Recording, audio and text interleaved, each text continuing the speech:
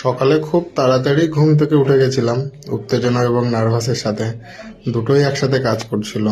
তারপরে নতুন জামা পরে যখন আয়নার সামনে দাঁড়ালাম, মনে হচ্ছে জীবনের একটা নতুন অধ্যায় শুরু হতে চলেছে।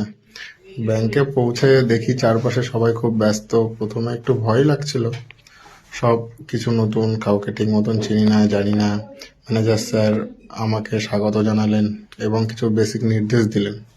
সহকর্মীরাও খুব সাহায্য করছিল, তাই ধীরে ধীরে স্বস্তি পেতে শুরু করি। প্রথমবার গ্রাহকদের সাথে কথা বলার একটু আলাদাই নার্ভাস লাগছিল, কিন্তু হাসি মুখে কথা বলার চেষ্টা করছিলাম আর কি। ভুলও করেছি, কিন্তু সবাই তা ঠিক করে দিয়েছিল। দিনের শেষে আমি খুব ক্লান্ত ছিলাম, কিন্তু মনের মধ্যে একটা আলাদাই খুশি ছিল। প্রথম দিন কাজের, বুঝতেই পারলাম শুরুটা কঠিন হলেও ধীরে ধীরে সব ঠিক হয়ে যাবে, শিখে নেওয়া যাবে আস্তে আস্তে। এই প্রথম দিনটি আমাকে আত্মবিশ্বাস এনে দিয়েছে।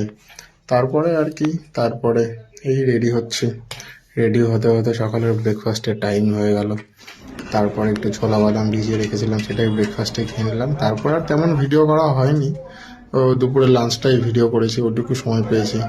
আর এই ব্রাঞ্চের একটু ছোট ক্লিপ দিলাম। তারপরে সন্ধে 7টা নাগাদ বেরোলাম, বেরিয়ে একটু ভাবলাম গঙ্গার পাড় থেকে একটু ঘুরে আসি। তো ওখানে গিয়ে বসলাম, বসে দেখি সামনে থেকে লঞ্চ এসছে। তো ভাবলাম একটু ঘুরেই আসি। তারপর লঞ্চে উঠে ওই পাড়ে গিয়ে ঘুরে এলাম একটু। এই আর কি, আজকের দিনটা এইভাবেই চলে গেল।